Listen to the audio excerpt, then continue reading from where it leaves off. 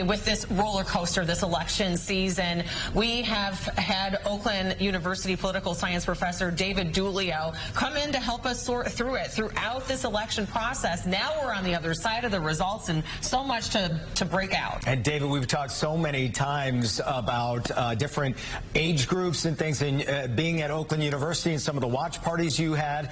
Well, let me start with the overall question. Did anything surprise you? What surprised you the most? Well, you know, I think, and first of all, thanks for having me. I think surprise is not the right word, because we knew going into this that it was going to be close, and it has been. It was. And you know, those margins in those swing states maybe are a little bit bigger than we thought, but we always knew it was a possibility that one candidate would sweep through those battlegrounds, or that they would all fall in the same direction. Now, I think, you know, we can look back and say, well, the polls seem to be off yet again, and in the same direction, underestimating Trump. So, you know, I think surprise is not really how I would take it. I mean, you know, if you had to narrow it down to one thing that was surprising, maybe it is that all 7 battlegrounds look like they're going to go Trump's way, although still some votes left to count in some key places.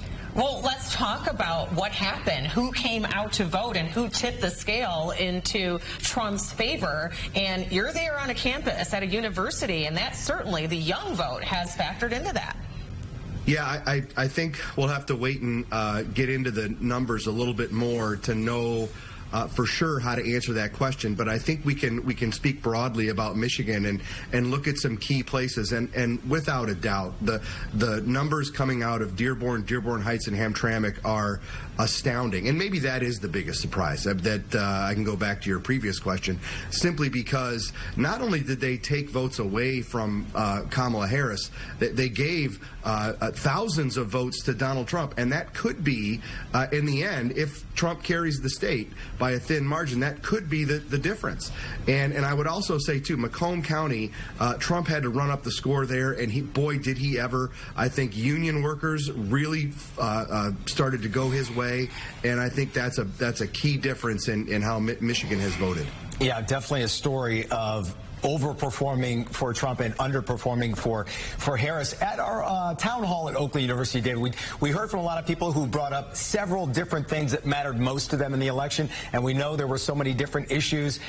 Now that we see how the votes have been counted, does it seem apparent now the economy was by far and away the most important thing? I think that's a huge takeaway from this, Jason, is that it's the economy, and I think immigration too. I think those were the top 2 issues at the start of the campaign. They remained high throughout. I think the issue of abortion got put onto the radar of many Americans, but at the end of the day, I don't think it turned out to be as important as we thought it would be going into Election Day. And I'll just give you one piece of evidence on that is Oakland County, where we thought that might have a huge impact. Trump actually improved his numbers there from 2020 by 4 points.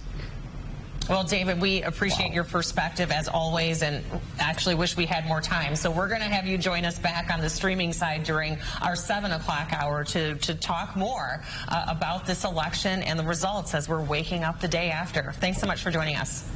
Thanks for having me. Absolutely. And we're going to talk much